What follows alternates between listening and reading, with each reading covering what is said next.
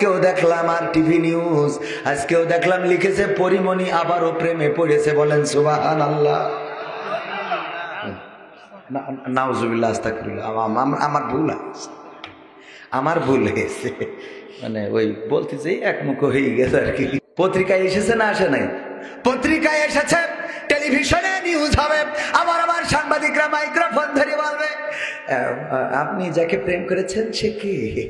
আরে বাবা, নিজের বউ ঘরে থাকে না, ও আরেকজনের বউ ঠিক করে বেড়ায়। সম্মানিত ভাইরা আমার, মুসলিম তুমি দাবি করে যাও সকাল বিকাল মুখে, মুসলিম তুমি মুসলিম কিনা বলো হাত দিয়ে বুকে, মুসলিম তুমি দাবি করে যাও সকাল বিকাল মুখে, মুসলিম তুমি মুসলিম কিনা বলো হাত দিয়ে বুকে, মুসলিম তুমি কোরআন হাদিস পড়তে পারো না, মুসলিম তুমি নামাজ রোজার ধার তো ধারো না, মুসলিম তুমি কোরআন হাদিস পড়তে পারো না, মুসলিম তুমি নামাজ রোজার ধার তো ধারো না, মুসলিম তুমি মুসলিম শুধু মুসলিম আছো নামে, মুসলিম তুমি কবে যে হবে প্রতিটি কাজে কামে রে, প্রতিটি কাজ কামে, মুসলিম তুমি আজান হলে মসজিদে যাও না, মুসলিম তুমি নামাজ পড়ার সময় তো পাও না। ঠিক না বেঠিক? আছে না নাই?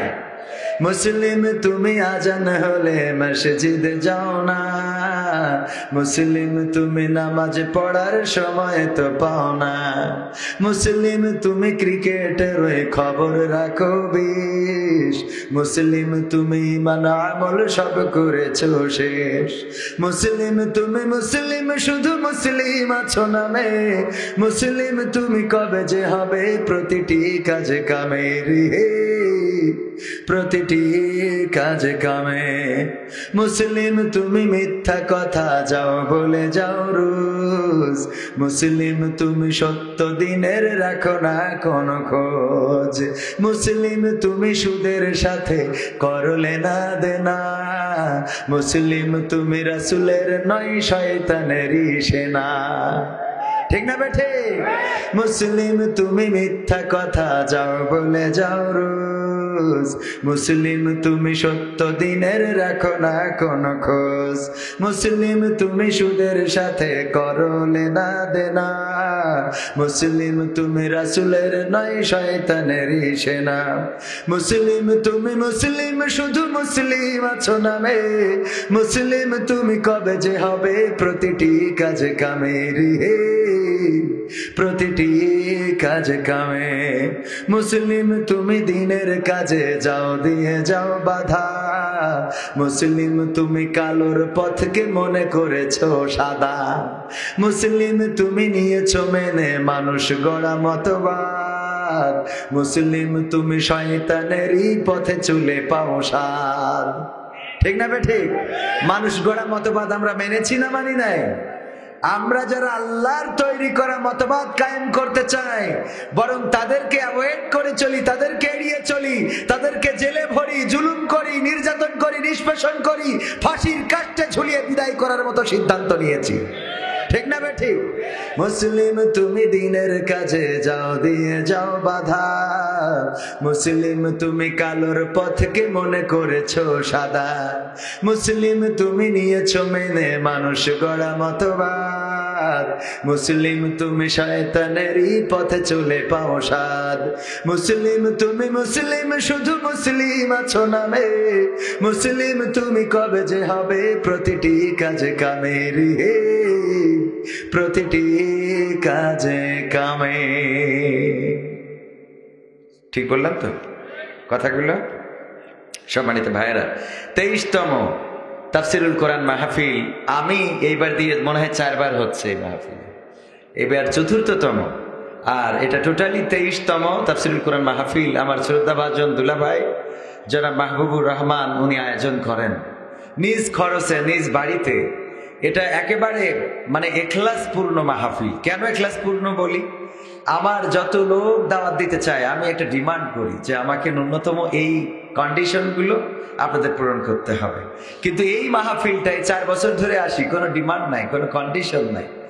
দুলাভাই বলেন চলে আসি। আবার এই মাহফিলে যারা শ্রোতা আসে তাদের থেকে কোনো কালেকশনও নাই, আছে যা করেন আল্লাহর ওয়াস্তে। আবার আমরা যারা আসি তারাও আল্লাহর ওয়াস্তে, কোনো ডিমান্ড ছাড়াই আসি। তার মানে এইটাই আমার মনে হয় গোটা বাংলাদেশে যত মাহফিল হয়, এই মাহফিলটার আমি যত মাহফিল করেছি তার মধ্যে সম্ভবত এইটাই, যে একেবারে কোনো ডিমান্ড ছাড়াই, কোনো চাওয়া পাওয়া ছাড়াই একেবারে ইখলাসের সাথে আসি।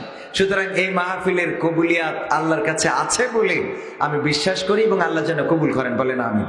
তো আজকের এই মাহফিলে শ্রদ্ধাভাজন সভাপতি হিসাবে যিনি রয়েছেন হযরত মাওলানা হাফেজ আব্দুল আজিজ সাহেব, মুহতামিম সুবর্ণখালী হাফেজিয়া মাদ্রাসা। আজকে প্রধান অতিথি ছিলেন আমাদের প্রাণপ্রিয় ওস্তাদ, আমাদের রাহবার, আমাদের অগ্রজ, যারা আমাদের কোন পথে চলতে হবে, কিভাবে বলতে হবে, কিভাবে আচার ব্যবহার করতে হবে আমাদের শিখান, হাতে কলমে শিখান, প্র্যাকটিক্যালে শিখান, আদর্শ দিয়ে শিখিয়েছেন। এবং শেখাতে শেখাতে আজকের একেবারে পরন্ত বিকালে, তারপরেও সকালে এক জায়গায়, দুপুরে আর এক জায়গায়, বিকালে আর এক জায়গায়, রাত্রে আর এক জায়গায়, এখনো ছুটে চলেন। এত এনার্জি কোথা থেকে পান আল্লাহ রাব্বুল আলামিন সেই ভালো জানেন। আল্লাহ তার বান্দাকে এখনো চলার শক্তি দিয়েছেন, এবং আল্লাহর কাছে আমরা চাইবো আল্লাহ যেন আমৃত্যুকাল এই পাওয়ারটা দিয়ে রাখেন, বলেন আমিন। আমাদের শ্রদ্ধাভাজন জনাব হযরত মাওলানা আজিজুর রহমান সাহেব, যিনি কর্মপরিষদ সদস্য তথা শুরা সদস্য বাংলাদেশ জামাত ইসলামী কেন্দ্রীয় কমিটি। এবং আমরা প্রত্যাশা করি আমাদের এই সার নেতৃত্ব দিবেন ইনশাআল্লাহ। সার গণমানুষের জন্য কথা বলবেন, সার মানুষের হয়ে, মানুষের অধিকারের জন্য কথা বলবেন। বঞ্চিত মানুষ, নিপীড়িত মানুষ, লাঞ্ছিত মানুষ, যারা বিচার পায় না, বিচারহীন অবস্থায় আছে, যারা খাবার পায় না, ক্ষুধার্ত আছে, যারা বস্ত্র পায় না, বস্ত্রহীন অবস্থায় আছে, তাদের পক্ষে কথা বলার জন্য আল্লাহ রাব্বুল আলামিন আমাদের মুহতারাম মাওলানা আজিজুর রহমান সাহেবকে কবুল করে নিন, বলেন আমিন। সৎ লোক, যোগ্য লোক যদি থাকে তবে সুশাসন এবং সুন্দর সমাজের প্রত্যাশা করা যায়, বলেন ঠিক কিনা? আর সৎ লোক যদি না পাওয়া যায়, উপর থেকে শেখ হাসিনা কিন্তু একেবারে কম দেয় নাই, দিয়েছে, কিন্তু সেগুলো খাটের নিচে ঢুকেছে, সুইস ব্যাংকে ঢুকেছে, বেগমপাড়ায় ঢুকেছে, সুইজারল্যান্ডে ঢুকেছে, দুবাইয়ে ঢুকেছে, আবুধাবিতে ঢুকেছে, সিঙ্গাপুরে, মালয়েশিয়ায়, থাইল্যান্ডে, বিভিন্ন দেশে চলে যাওয়ার কারণে শেখ হাসিনা দিয়েছে, সেইগুলো জনগণের কাছে আসে নাই। উনি খাতা কলমে দেখেছে জনগণ রে এত দিলাম, আর এই জনগণ আমার বিরুদ্ধে চলে যায়, এটা কিভাবে হয়? ঠিক না বেঠিক? কিন্তু জনগণের কাছে আসে নাই। কেন আসে নাই? সৎ এবং যোগ্য নেতৃত্বের অভাব ছিল। তারা কলা চুরির বিচার করে বেড়াইছে, কচু চুরির বিচার করে বেড়াইছে, আর নিজেরা নদী, পুকুর, খাল, বিল, বাওর, হাওর সব চুরি করে নিয়ে গেছে। ঠিক না বেঠিক? বিচার করতেছে, কি ব্যাপার? অমুকের বোর বেড়া ভাঙতে গেছিল। এই বেয়াদব, এত বড় বেয়াদব তুই? হ্যাঁ, আমাদের দেখি শিখতে পারিস না? ওদের দেখেই তো শিখেছে। কয়েকদিন পরে দেখা যায় চেয়ারম্যানের জুতো আর একজনের খাটের তলে। ঠিক না বেঠিক? পাওয়া যায় না? যে বিচার করে বেড়ায় আর একজনের ঘর ভেঙে যাচ্ছে, অথচ ও যে 30 জনের ঘর ভেঙে দিয়েছে, এটা কিনা বিচার করে? আছে না নাই? এই জন্য এই জাতীয় নেতার নেতৃত্ব থেকে মুক্তি পাওয়ার দরকার আছে না নাই? এমন অযোগ্য নেতারা এসেছিল। এই মাহফিলটা 24 বছর, আজকে 23 বছর। গত বছর আমাদের কথা বলার জন্য একজন ব্যক্তিগত মানুষের আয়োজন, তাও বাধা দেওয়া হয়েছিল। এখন আমার দুলা ভাই আছে সাক্ষী। এই মাহফিল পর্যন্ত করতে দিতে চাইনি। কোরআনের মাহফিল করলে তাদের ভয়টা কিসের? তারা বাধা দেয় কোন কারণে? কারণ তারা জানে এখানে চোরদের বিরুদ্ধে কথা হয়, ধর্ষকদের বিরুদ্ধে কথা হয়, যারা অন্যের বউ ভাগিয়ে নিয়ে যায় তাদের বিরুদ্ধে কথা হয়। এই জন্য এই নেতাগুলো এই কথা পছন্দ করে না। আমরা এই নেতাদের আর বাংলাদেশে চাই না। তাদের জন্য বর্ডারটা খুলে দিতে চাই। তাদের দেশে ছাড়া বাংলাদেশে এই নেতাদের জায়গা হবে না।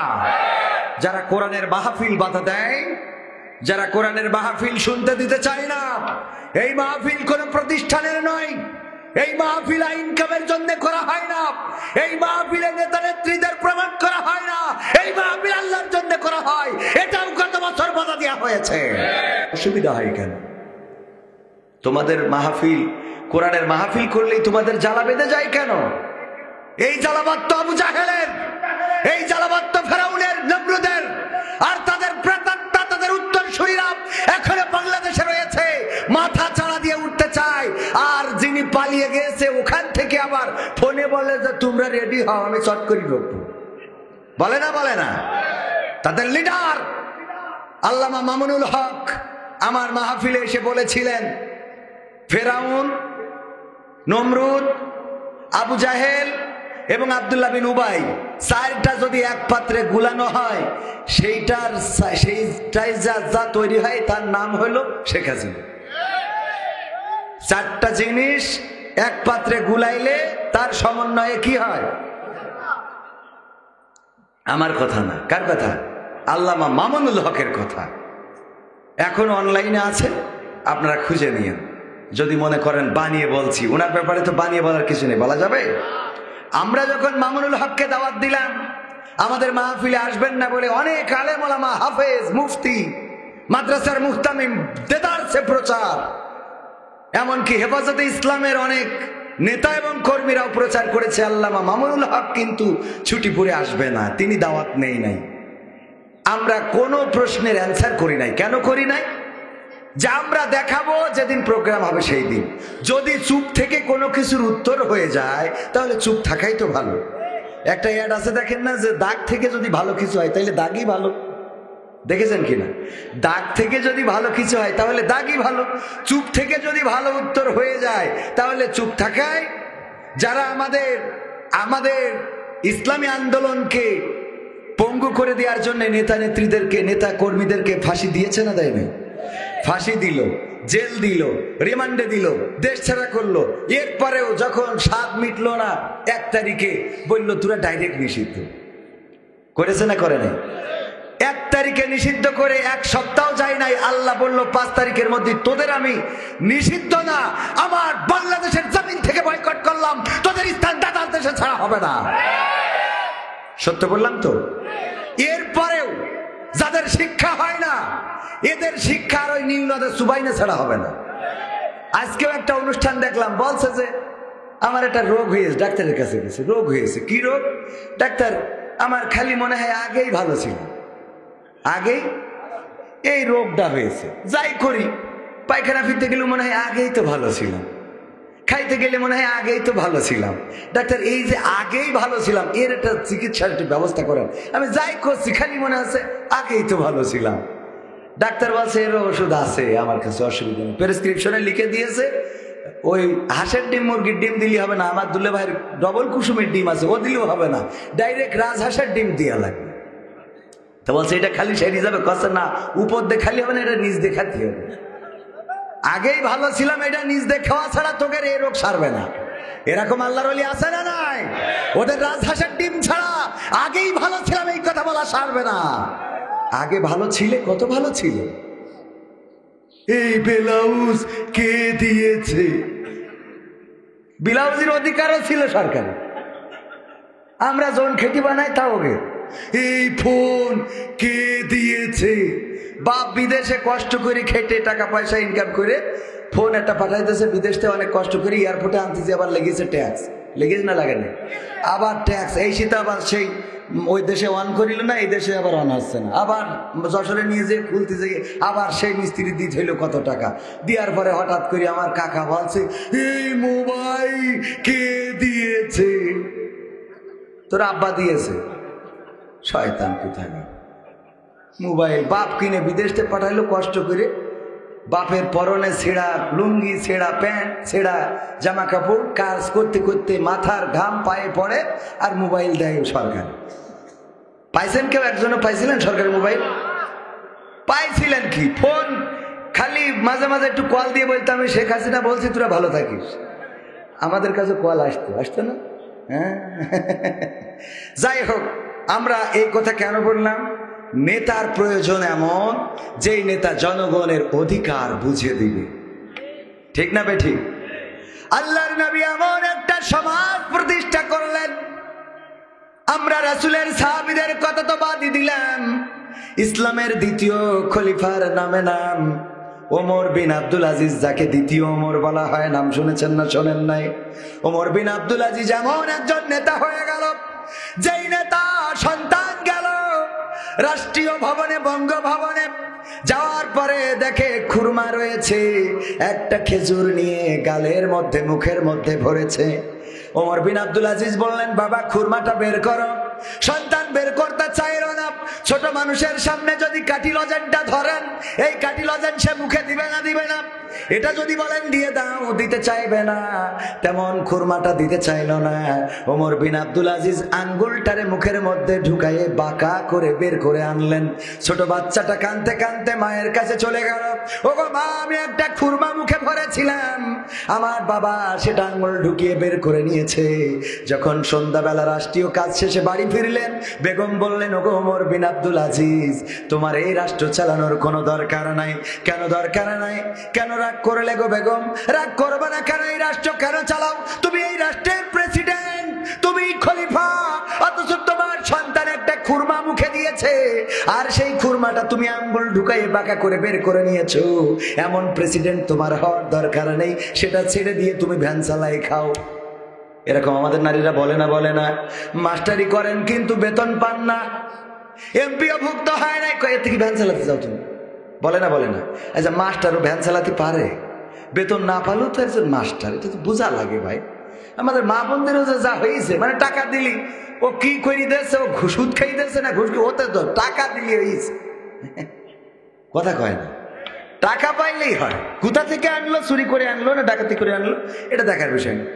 যে টাকা দিতে পারে না, বিদেশে থাকে, হক হালাল ভাবে চলে, টাকা পাঠায় কম। আর একজন বিদেশে থাকে, দুর্নীতি করে, 2 নম্বরই করে, বসের টাকা মেরে খায়, সে টাকা পাঠায় বেশি। ও ফোন দেবে, কয় তোমার বিদেশ থাকতে কয় কিনা। বলে না? বলে না? নীতির পথে থাকলে কি বেশি ইনকাম করা যায়? না, যায় না ভাইরা আমার। ওমর বিন আব্দুল আজিজের বেগম সাহেবা যখন বলল, রাষ্ট্রীয় ক্ষমতা ছেড়ে দাও, প্রেসিডেন্ট হওয়ার দরকার নাই, কারণটা কি? কারণ হলো তুমি সন্তানের মুখ থেকে খুরমাটা কেন বের করে নিয়েছো? ওমর বিন আব্দুল আজিজ বললেন, ওগো আমার স্ত্রী, তুমি কি জানো না, ওই রাষ্ট্রের মধ্যে যেই খুরমাগুলো এসেছে সব রাষ্ট্রীয় সম্পদ, ওটাই বাইতুল মাল বা ওটাই রাষ্ট্রীয় বিভিন্ন জায়গা থেকে ট্যাক্স ভ্যাট হিসাবে এসেছে। ওই খুরমায় আমার কোনো অধিকার নাই, ওটা জনগণের অধিকার, জনগণকেই বুঝিয়ে দিতে হবে। সুতরাং এই খুরমা আমার সন্তান খাবে, আর কিয়ামতের ময়দানে আমার বিচারের কাঠগড়ায় দাঁড়ানো লাগবে যে তোমার সন্তান রাষ্ট্রের একটা খেজুর অন্যায় ভাবে খেয়েছিল, খুরমা খেয়েছিল, তার কৈফিয়ত দাও। বলো বেগম, এই দুনিয়ার এইটুকু কষ্টের বিনিময়ে কি ওই পরকালের মুসিবত থেকে মুক্ত থাকা ভালো নাকি খারাপ? বেগম সাহেবা বলল, আমার ভুল হয়েছে, যেহেতু এতটা স্বচ্ছ সৎ তুমি, সুতরাং তোমার সৎ থাকাটাই আমি অ্যাকসেপ্ট করব। ওগো আমার ভাইয়েরা, শুধু তাই নয়, ওমর বিন আব্দুল আজিজের কাছে একবার এক বন্ধু আসলো গল্প করার জন্য। গল্প করছেন, রাতের অন্ধকারে কথা বলছেন। ওমর বিন আব্দুল আজিজ আলোতে কথা বলছেন, ল্যাম্প ধরানো অথবা সেই সময় যে মশাল বাতি ধরানো। কথা বলতে বলতে যখন ওনার কাজ শেষ হয়ে গেল, লম্পটা বন্ধ করে দিলেন, ল্যাম্পটা বন্ধ করে দিলেন। তারপরে বললেন, বলো এবার কি জানতে চাও, বলো। জানা শুরু করলো। এবার যখন পরিবারের কথা তুলেছেন বন্ধু, ওই সময় আলোটা বন্ধ করেছেন। আমি ভুল বললাম, কাজ শেষ নয়, যখন রাষ্ট্রের খোঁজ খবর নিচ্ছিল তখন ল্যাম্পটা জ্বালানো ছিল, কিন্তু যখন পরিবারের খোঁজ খবর নেওয়া শুরু করলো ল্যাম্পটা বন্ধ করে দিল। ওমর বিন আব্দুল আজিজ ল্যাম্প বন্ধ করার পরে বন্ধুটা বললেন, ওগো বন্ধু, এই অন্ধকারে ল্যাম্পটা বন্ধ করলেন কেন? ওমর বিন আব্দুল আজিজ বললেন, ওগো আল্লাহর বান্দা, তুমি কি জানো না যে ল্যাম্পটা জ্বলছে, এটা রাষ্ট্রের ল্যাম্প। এই ল্যাম্পটা আমি জ্বালাচ্ছিলাম, যতক্ষণ তুমি রাষ্ট্রের খবর নিয়েছো ততক্ষণ ল্যাম্পটা জ্বলেছে, অধিকার ছিল। কিন্তু যখন তুমি জিজ্ঞেস করেছো আমার বউ কেমন আছে, বিবি কেমন আছে, বাচ্চা কেমন আছে, বাড়িতে আমরা সবাই কেমন আছি, তখন চিন্তা করলাম আমার ব্যক্তিগত খবর বলার জন্য রাষ্ট্রের কেরোসিন পোড়ায় আলো জ্বালানোর কোনো অধিকার আমার নাই। আল্লাহু আকবার। এই নেতা এখনকার জামানায় আছে না নাই? আছে? কয় নেই? আমি দেখাই দিচ্ছি, একটা দেখাই দিই। মুহাদ্দিস আবু সাইদ মোহাম্মদ শাহাদাত হুসাইন নাম শুনেছেন? বাড়ি কোথায়? বাঁকড়ায় বাড়ি, 6 শতক জমি, ভাইয়ে কয়জন? 6 জন ভাই, 6 জন, বাড়িটাও হলো 600 ফিটার উপরে। লেখাপড়া করেছেন, বড় হয়েছেন, কামিয়াবি দান করেছে আল্লাহ রাব্বুল আলামিন। এমপি হওয়ার আগে চেয়ারম্যান ছিলেন, জানেন না? চেয়ারম্যান থাকাকালীন তখন নদীপথে যাতায়াত ছিল কপোতাক্ষ থেকে বাঁকড়া, জিকরগাছা থেকে বাঁকড়া, কপোতাক্ষ দিয়ে যাতায়াত মনে আছে না নাই? মুরব্বীদের মনে থাকতে পারে। আমিও আমার ছোট বোন, আমার মেজে বোনকে যখন আমার বাবা বিবাহ দিয়েছিলেন, নদীপথে যাতায়াত ছিল চৌগাছা থেকে মাসিলা, ট্রলারে যেতে হতো, 4 টাকা করে ভাড়া নিত। ওই ট্রলারটা বন্ধ, যেখানে নামতে চাইতাম ঘাটে ঘাটে স্ট্যান্ড ছিল, তখন রাস্তা পাকা ছিল না, এই ট্রলারে যাতায়াত ছিল কপোতাক্ষ থেকে আপনার কোথায় বাঁকড়া যাতায়াত ছিল। আবু সাইদ যাচ্ছেন, রমজানের মাস, রমাদানের মাস, এই রমাদানের মাসে রাষ্ট্র কিছু খুরমা দেয় ইফতারির জন্য, আবার কিছু উপঢৌকনে আসে সৌদি আরব থেকে পাঠিয়ে দেয়, যারা গরিব তারা খা, তোরা তো গরিব, পান্তা ভাত খায়, এরা পাঠায় না, ওরা তো গরিব, আমরা গরিবের জন্য পাঠাই। আবার সৌদি আরবের কথা যেহেতু এসে গেল, আমার সৌদি আরবের বিপক্ষে বললে তো আবার আমার আহলে হাদিসের ভাইয়েরা খেপে যায়। আমি মালয়েশিয়ায় সৌদি আরবে উমরায় যাওয়ার পরে আমার এক আহলে হাদিসের ভাই আমার বলতেছে, আপনার এখন আমি ধরাই দেব। কেন ধরাই দেব? কারণ হলো আপনি সৌদি আরবের রাষ্ট্রের বিরুদ্ধে কথা বলেছেন। কি বলেছি রাষ্ট্রের বিরুদ্ধে? আমি বলেছি শয়তান মুক্তি পেয়ে কোথায় গেল, আগে সৌদি আরবে এসেছে, কারণ একদিন আগে ঈদ হয় ওখানে, ঠিক না বেটি? আচ্ছা, এই কথাটা কি ভুল বলেছি? একদিন আগে যেহেতু ঈদ হয়ে যায়, তাহলে শয়তান একদিন আগে ওখানে ছাড়া পায় না? একদিন আগে তো সৌদি আরবে আসে। এবার সেই সৌদি আরবে একটা শো করেছে, এই শো মডেলদেরকে নিয়ে, সেই শো করার আদলে কাবার মতো একটা ডিজাইন করেছে, পিছনে সেটাই লাইটিং করেছে, আর বিশ্ব থেকে নর্তকীদেরকে নিয়ে অর্ধ উলঙ্গ করে সৌদি আরবের মানুষকে দেখাইছে। এটা যারা মিডিয়ায় খোঁজ খবর রাখে তারা জানে, যারা রাখেন না তারা জানবেন না। আমার প্রমাণ চাইলেও আমি দেখাইতে পারবো, আমার এখানে আছে, দেখেছেন? অনেকের চোখের সামনে পড়ে থাকতে পারে। অর্ধ উলঙ্গ মানে কি? যাদের এই সমাজে নিকৃষ্ট প্রাণী হিসাবে আমরা মনে করি, যাদের কারণে আমার যুবক তরুণদের চরিত্র নষ্ট হয়, যারা রাতে কল্পনা করে এমন যদি আমার একখান থাকতো। এইগুলো সৌদি আরবে আনুষ্ঠানিকভাবে রাষ্ট্রীয় পৃষ্ঠপোষকতায় দেখানো হয়েছে। এই কথার প্রতিবাদ করলে আবার দেখা গেল আমি উমরায় গেলে আমার কাঠি খুলে দেব। কারণ সৌদি আরব এমন একটা রাষ্ট্র, যা করবে সব হালাল, কিছু বলার কায়দা নেই। আর আমার আহলে হাদিস ভাইয়েরা পোষা রয়েছে কিছু পোশাক, এরা যাই করুক তাই করুক, রাষ্ট্রের শেখ হাসিনারও কিছু রাষ্ট্রীয় হুজুর ছিল না? শাহবাগে এসে কয় আমরা এসেছি ইমানের দাবিতে। ওই ইমানের দাবিতে গিয়ে সাইদির ফাঁসির জন্য।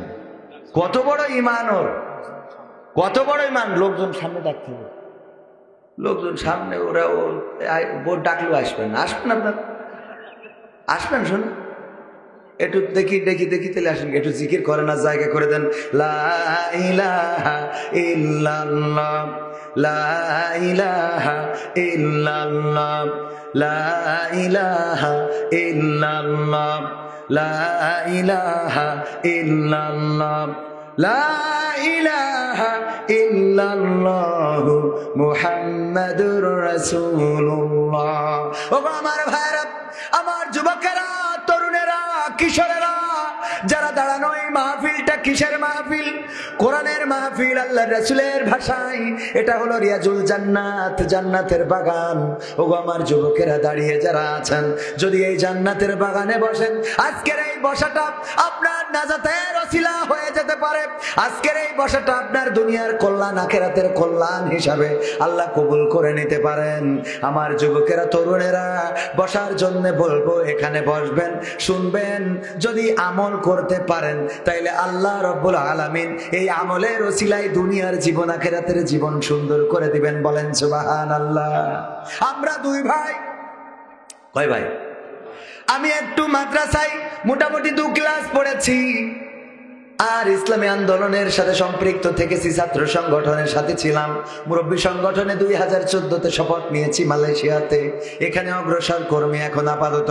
ভাইয়েরা আমার, কোরআন হাদিস নাড়াচাড়া করার কারণে, কোরআন হাদিসের পথে থাকার কারণে যশোরে এখন প্রোগ্রাম করার মতো সময় হয় না। আজকে এই মাহফিল করে কালকে ভুলাই, তারপরের দিন লালমনিরহাট, তারপরের দিন কুড়িগ্রাম, তারপরের দিন দিনাজপুর, তারপরের দিন আবার যশোর অঞ্চলে চুয়াডাঙ্গায় না ঝিনেদায়, খেয়াল নেই। ও আমার ভাইয়েরা, এটা কিসের সম্মানের? যদি কোরআন না বলতে পারতাম তাইলে এই স্টেজে কি বসাতেন? না, বসাতেন না। দুই কলম জানার কারণে আল্লাহ এই স্টেজে বসাইছেন। আমার যুবকদেরকে বলবো, তরুণদেরকে বলবো, পথহারা হওয়া যাবে না, পথভ্রষ্ট হওয়া যাবে না। যদি আল্লাহর পথে আসতে পারেন, থাকতে পারেন, চলতে পারেন, আল্লাহ দুনিয়ার জীবনটা সুন্দর করে দিবেন আর আখিরাতের জীবনটা মুক্তির করে দিবেন। বলেন সুবহানাল্লাহ। আর যদি দুনিয়ার জীবনে আপনি রং ঢং করে বেড়ান, দুনিয়ার জীবনে যদি আপনি অন্যায় করে বেড়ান, পাপাচার কদাচারের সাথে সম্পৃক্ততা থাকে, ভাইরা আমার, পরকালের ময়দানে এগুলো অস্বীকার করতে পারবেন না। যদি বলেন আমি পীর সাহেব ছিলাম, জামাত ইসলামের কর্মী ছিলাম, আমার আল্লাহ ওই দিন আল ইয়াউমা নাখতিমু আলা আফওয়াহিহিম ওয়া তুকাল্লিমুনা আইদিহিম ওয়া তাশহাদু আরজুলুহুম বিমা কানু ইয়াকসিবুন। আমার আল্লাহ বলছেন ওই দিন আমি তোমাদের মুখে আঠা লাগিয়ে দেব, তোমাদের জবানটা বন্ধ করে দেব, তোমাদের হাতের জবান খুলে দেব, তোমাদের পায়ের জবান খুলে দেব, তোমাদের হাত আমার সাথে কথা বলবে, তোমাদের পা তোমাদের কৃতকর্মের সাক্ষ্য দিয়ে দেবে।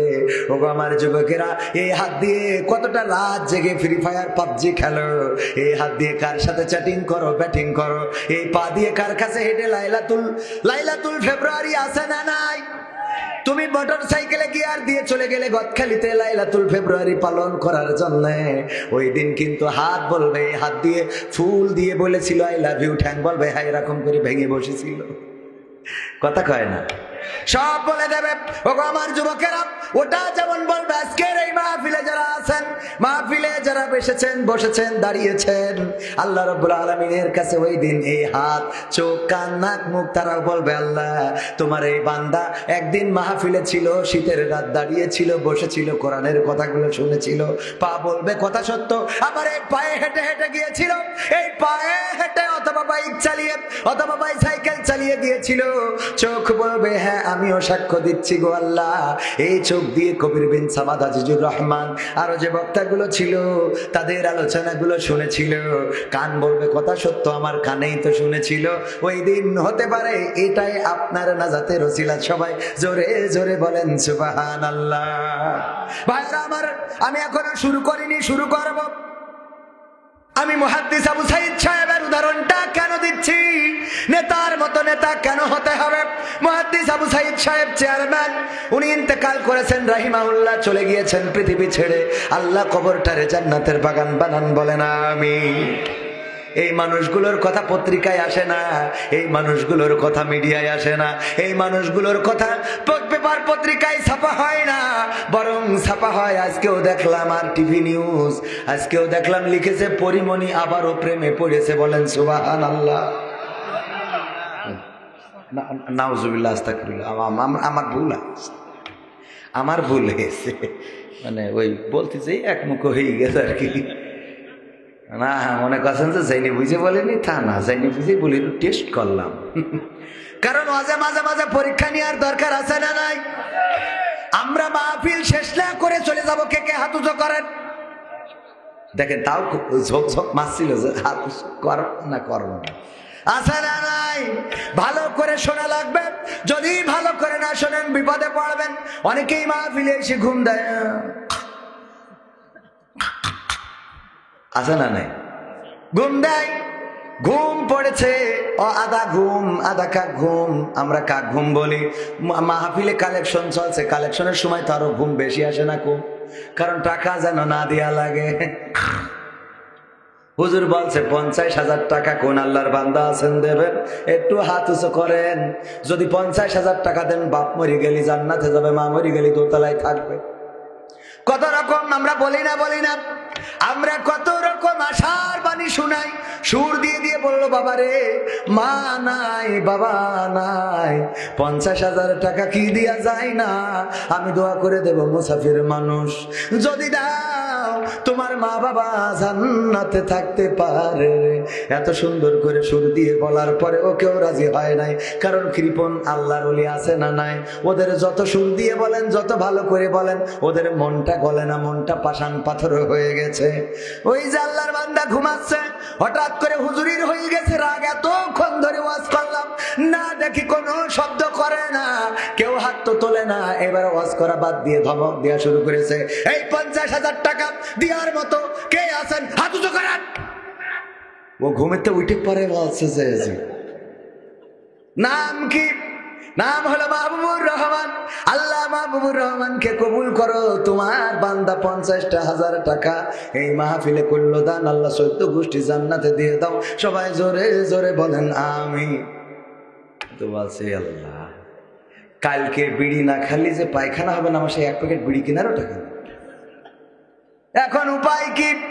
পরের দিন আমার মুহতারাম শ্রদ্ধাভাজন মাওলানা আজিজুর রহমান সাহেবের কাছে গিয়েছে, হুজুর গো বিপদে পড়ে গেছে। কি বিপদ? আমি মাহফিল শুনতে যাই, আধো আধো ঘুম, হুজুর কালেকশন করছে বুঝতে পারি নাই, বলছে 50,000 টাকা দেবেন, কে কে হাত উঁচু করেন। আমি খালি হাত উঁচু করেন এটা শুনে হাত উঁচু করেছি, আগের লাইন শুনি নাই। এখন কি হয়েছে? আগের লাইনে বলেছে 50,000 টাকা কে দেবে, আমি তো 50,000 টাকা কমতে দেবো, 5 টাকার 1 প্যাকেট আকিস বিড়ি কেনার টাকাও তো পকেটে নেই। হুজুর দোয়া করে দিয়েছে আমার 14 গোষ্ঠী যেন জান্নাতে থাকে, এখন টাকা যে দিতে পারবো না, এর জন্য কি আবার মা বাপ 14 গোষ্ঠীর বের করে নিয়ে আসবে নাকি জান্নাতে? এই জন্য মন খুলে কান খুলে বিবেক দিয়ে ওয়াজ শোনার দরকার আছে না নাই? শুধু আমার কথার কারণে না, আল্লাহ রাব্বুল আলামিন কোরআনে বলে দিয়েছেন ওয়াইযা কুরিয়াল কুরআনু ফাসতামিউ লাহু ওয়া আনসিতু লাআল্লাকুম তুরহামুন। আমার আল্লাহ বলছেন যখন তোমাদের সামনে কোরআন থেকে বলা হবে, কোরআন থেকে পড়া হবে, তখন তোমরা চুপ থেকে তোমাদের বিবেকের কানটা খুলে দেবে, হৃদয়ের কানটা খুলে দেবে। উপরের কান দিয়ে শুনবে না, কারণ উপরের কান দিয়ে এক কান দিয়ে শোনার এক কান দিয়ে বের করে আছে না নাই? কিন্তু হৃদয়ের কান দিয়ে যদি কেউ শোনে তাইলে সেটাই শোনা হয়। এই জন্য হৃদয়ের কান দিয়ে শুনবে, যাতে করে তোমাদের উপরে আল্লাহর রহমত বর্ষণ হতে পারে। সবাই জোরে জোরে বলেন সুবহানাল্লাহ। সুতরাং হৃদয়ের কান দিয়ে শোনার দরকার আছে না নাই? ভাইরা আমার, আবু সাইদ সাহেব চেয়ারম্যান থাকাকালীন খুরমা নিয়েছেন, জিকরগাছা থেকে যাচ্ছেন নদী পথে, নৌকায় উঠেছেন, ইফতারের সময় হয়ে গেছে, মসজিদে আজান দিচ্ছে আল্লাহু আকবার আল্লাহু আকবার, আজান দিয়ে দিয়েছেন। মুহাদ্দিস আবু সাইদ ওই নদী থেকে গাড়ি করে পানি নিয়ে ইফতার করলেন। আল্লাহুম্মা সুমতু লাকা ওয়া তাওয়াক্কালতু আলা রিজকিকা ওয়া আফতারতু বিরহমাতিকা ইয়া আরহামার রাহিমিন। আবার এটা পড়লে অনেকেই বলে বেদাত, কে আরবিতে একটু দোয়া করলাম তো বেদাত হলো কি? সব বেদাত। তা দাঁত কোনটা? কিছু করলেই বেদাত। আগে নারকেল হলি প্রথম নারকেলটা মসজিদে দিত না? প্রথম লাউ, প্রথম ফসল, মুরগির বাচ্চা, শুনলাম যে এগুলো দিয়া নাকি বেদাত। মানে বেদাত বলতে বলতে এখন ইবাদতই বন্ধ হয়ে গেছে। ঠিক না বে ঠিক? মা বাবা মারা গেলে একটু দোয়া করতো, দোয়া করলি জান্নাতে যাক আর না যাক সে আল্লাহ বুঝবে না, তা তুই বেদাত বলিস কেন? কথা কয় না? জান্নাতে গেল না গেল সে আল্লাহর দায়িত্ব, তোর এত অসুবিধে কেন? এইগুলো হইল শয়তানের পাকা দালাল। যখন সৌদি আরবে তাকে দেখে ধিনতা আধা ন্যাংটা হয়ে কাবার আদলে স্টেজ বানায়, তার সামনে শুয়ে গোড়াগড়ি করে কোনে কি আছে দেখাচ্ছে, তখন বেদাত বলে না। আমার দেশের মানুষ আমল করতে গেলি বেদাত। ও এবার ঠিক বললেন না তো জোরে, কারণ হুজুর যখন বলিস তাহলে মানে হতেও পারে। আমাদের মধ্যে এই না অবস্থা।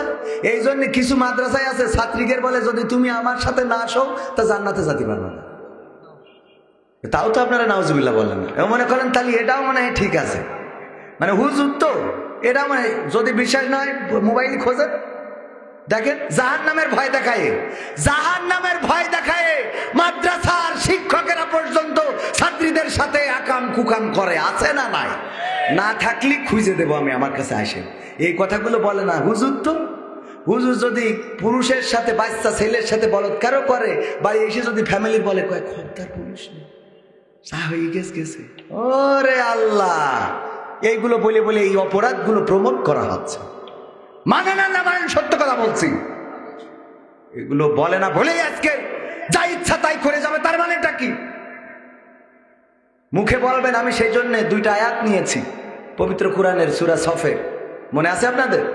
61 নম্বর সূরা 28 নম্বর পারা 2 এবং 3 নম্বর আয়াতে আল্লাহ বলছেন, ইয়া আইয়ুহাল্লাযীনা আমানু লিমা তাকুলুনা মা লা তাফআলুন। ও ঈমানদাররা, এমন কথা বলো না যা তোমরা কাজে পরিণত করো না। কার কথা? পরের আয়াতেই বলছেন, কাবুরা মাকতানি ইনদাল্লাহি আন তাকুলু মা লা তাফআলুন। এটা আল্লাহর কাছে অত্যন্ত অপছন্দের, অত্যন্ত ঘৃণার, অত্যন্ত ক্রোধের যে তোমরা যা মুখে বলো তা কাজে করো। এরকম মানুষ আছে না নাই? বলল যে পালাবো না, প্রয়োজন হলে ফখরুলের বাসায় গিয়ে উঠবো। আমি ঠাকুরগাঁও যেয়ে দেখি না ওর বাসায় হলো। তাহলে কথা যা বললো কাজে তা করিছে? বলেন, কত বড় শয়তান! কথা যা বলে কাজে তা আছে না নাই? আবু সাঈদের এই ঘটনাটা বলেই শুরু করব। ভাইরা আমার, মুহাদ্দিস আবু সাঈদ রাহিমাহুল্লাহ যাচ্ছেন নৌকায় চড়ে। তখন নৌকায় চড়া জায়েজ ছিল না? ছিল না? এখন কিন্তু জায়েজ নেই। এখন গোপনে গান গায়, ও আমার দরদি আগে জানলে তোর ভাঙা নৌকায় চড়তাম না, ভাঙা নৌকায় চড়তাম না, আর এই বিপদে পড়তাম না। ওরে বর্ডারেতে খাইলাম ধরা, সাইনর লোক তো পাইলাম না। আগে জানলে তোর ভাঙা নৌকায় চড়তাম না। ঠিক না বেঠে? ভাঙা নৌকায় আজকে দেখেন যারা ট্রাইব্যুনাল বানিয়েছিল বিচার করার জন্য, ওই ট্রাইব্যুনাল যারা বানিয়েছিল, যারা ইন্ধনদাতা ছিল, আজকে দেখলাম সবগুলো ওই ট্রাইব্যুনালের আদলে বিচার হচ্ছে। পরের জন্য যদি খানা খোঁজো রে, সেই খানায় তুমি পড়বা মনে রেখো রে। পড়া লাগে না? লাগে না? ষড়যন্ত্র করেছিলেন। আল্লাহ বললেন, ওমা কারু আল্লাহ আল্লাহু খায়রুল মাকিরিন। আল্লাহ বলছে তোমরা চক্রান্ত করো, ষড়যন্ত্র করো, পরিকল্পনা করো, কিন্তু আমি আল্লাহ তোমাদের থেকে বড় পরিকল্পনাকারী। মনে করে না আমি ছাড় দিয়েছি বলে ছেড়ে দেবো। আমি ছাড় দিই কিন্তু ছেড়ে দিই। কোথায় গেল এমপিরা সব? কোথায় গেল মন্ত্রীরা সব? কোথায় কাদের কাকা? তাদের ছাড়া দেশটা এখন লাগে ফাঁকা ফাঁকা। কোথায় গেল মন্ত্রীরা সব? কোথায় গেল এমপিরা সব? কোথায় গেল নেতারা সব? কোথায় গেল সামসারা সব? কোথায় কাদের কাকা? তাদের ছাড়া দেশটা এখন লাগে ফাঁকা ফাঁকা। ওদের ছাড়া দেশটা এখন লাগে ফাঁকা ফাঁকা। পালাবো না, পালাবে না, পালাবে না, যাই না তবু দেখা। পালাবে না, পালাবে না, যাই না তবু দেখা। তাদের ছাড়া দেশটা এখন লাগে ফাঁকা ফাঁকা। ওদের ছাড়া দেশটা এখন লাগে ফাঁকা ফাঁকা। আইন মন্ত্রী আটকে গেল আইনেরই ফাঁকে। দাড়ি ছাড়া দরবেশের ভণ্ড ভণ্ড লাগে। এখন আবার দাড়ি বড় হয়েছে। হ্যাঁ, ওরা দাড়ি আল্লাহ রাসূলের জন্য রাখে নাই। ঠিক না বেঠিক? আল্লাহ রাসূলের জন্য যদি রাখত, আল্লাহর জন্য যদি দাড়িটা হতো, আল্লাহর সন্তুষ্টির জন্য যদি দাড়িটা হতো, তাইলে ওই দাড়িতে অন্তত খুর লাগাইতে পারত। কথা কেন পারত? ওই দাড়ি তারা ব্যবসায়ীর জন্য। ওই নেতা আবার ছিল আহলে হাদিস নামক আন্দোলনের উপদেষ্টা। কথা কয় না যে দাড়ি কামাই। আমি কিন্তু আহলে হাদিসের বিরুদ্ধে লোক না, আবার মনে করি না যে আমি বিরুদ্ধে লোক। কারণ এই খবিশগুলো এরা ওইগুলোর পৃষ্ঠপোষকতা করেছে। আর আমাকে কয় এটা বেদাত, ওইটা বেদাত, এইটা বেদাত, ওইটা বেদাত, ওইটা বেদাত, ওইটা বেদাত। দাঁত করি না। আমি বলি বাংলা ভাষায় কথা বলাও বেদাত। কারণ আমার রাসূল জীবনে একদিনও বাংলা ভাষায় কথা বলা তোদের কথা জানেই না। ঠিক না বেঠিক? ভাত খাওয়া বেদাত। কারণ রাসূল তো ভাত খায় নাই, খুরমা খেয়েছে বেশি, আর রুটি খেয়েছে, জব আটা। তুমি বেদাত বলো, আবার বাংলায় ফতোয়া দাও। আরবিতে ফতোয়া দিতে হবে, তারপরে তোমারটা মানবো আমি। বড় আল্লাহওয়ালা তুমি। একজন ঘড়ির মেকার ছিল আলবানি, তিনি অসংখ্য হাদিসকে জাল জয়ীফ বলেছেন, তিনি কিন্তু ঘড়ির মেকার ছিলেন। ও আলবানির মানতে পারো, আর আমরা যখন ইমাম আবু হানিফার মানি, শাফিঈর মানি, তখন তোমাকে চুলকায় কে জন? কথা কয় না। যখন মাদানি কথা বলে, মাদানি ফতোয়া দিয়েছে, কোথায় বসে? মতিউর রহমান মাদানি, দাদার দেশের লোক, ভারতে বসে ফতোয়া দেয়, ওটা মানা যায়। আর আমাদের ইমাম আবু হানিফা, ইমাম শাফিঈ রাহিমাহুল্লাহ, তারা যখন ফতোয়া দেয় তখন ওটা মানা যায় না। কেন? ইমাম বুখারী, মুসলিম সহ যে কয়টা, 6টা সিয়াসিত্তা, কয়টা? 6টা সহিহ হাদিস। এই 6টা সহিহ হাদিস তো 6 জন ইমাম লিখেছে, ঠিক না বেঠিক? আপনি 6 ইমামের দলিল নিয়ে ফতোয়া দিচ্ছেন, আবার আমাকে বলছেন হানাফি মাযহাব মানা বেদাত। পাকামো কোথাকার কথা বললি। কালকে আমার ওরা কবে দেখো নাট্যকার, তো নাট্যকার হয়েছি তো কি? আমি নাট্যকারই তো। নাট্যকার না কিনা? কথা কয় না। নাট্যকার না কিনা? কেউ প্রকাশ্যে করে, কেউ অপ্রকাশ্যে করে। তোমারও বাটাম খুললে বোঝা যাবে যে তুমি কি জিনিস, ঠিক না বেঠিক? ও আমার ভাইরা, ও তাহলে গানটা শেষ করি নাকি? কোথায় গেল এমপিরা সব, কোথায় গেল মন্ত্রীরা সব, কোথায় কাদের কাকা? তাদের ছাড়া দেশটা এখন লাগে ফাঁকা ফাঁকা। কি বিচারপতি আটকে গেল, বিচার আইন মন্ত্রী আটকে গেল আইনেরই ফাঁকে। দাড়ি ছাড়া দরবেশের ভণ্ড ভণ্ড লাগে। আইন মন্ত্রী আটকে গেল আইনেরই ফাঁকে, দাড়ি ছাড়া দরবেশের ভণ্ড ভণ্ড লাগে। শুনছি কত নেতা নেত্রী খাইতেছে ভাই ডান্ডা, বিচারপতি কালামানিকের ফাটিয়েছে আন্ডা। পলকের ঝলক গেল। আজকে আমার পলক ভাই আবার দোয়া চাইছে আমাদের কাছে, আল্লাহ কবুল করে, বলেন আমিন। বাড়াবাড়ি যা করিস আল্লাহ যেভাবে তুমি চাও সেইভাবে দাও, আমিন। কথা কয় না আমিন? দোয়া চাইছে না চাই নাই? এই দেখিছেন না সামনে পড়েছে, বলছে আমাকে কম কান্দান, কান্দাইছিস তো না? আর আমরা তো তোদের কিছু, আমরা তো ক্ষমা করে দিচ্ছি। আমাদের নেতা বলছে ক্ষমা, কি বলিছে? মাফ করে দিলাম। তা তারপরেও যেসব করি ধুইছি আমরা তো ধরছি না, ধরছে কারা? জনগণ না, যাকে সুবানি খাওয়াতে চাইলে ওরা ধরছে, আমাকে কি যায় আসে?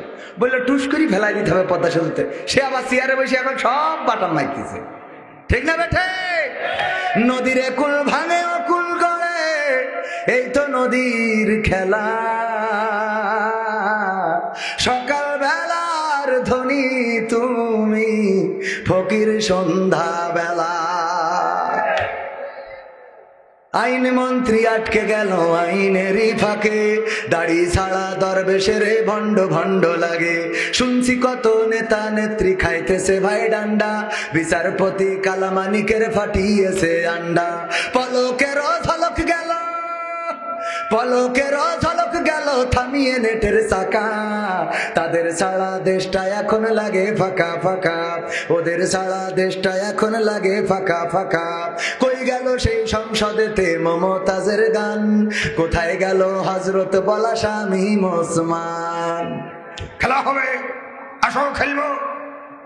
কই গেল সেই সংসদেতে মমতাজের গান, কোথায় গেল হযরত বলা শামীম ওসমান? ইনুমে নন্দী পুমনি আছে কারাগারে, বাপ করিলেও পাপ কখনো ছাড়ে কি আর তারে? কোথায় গেল স্পিকারের, কোথায় গেল স্পিকারের দৃষ্টি আঁকা বাঁকা?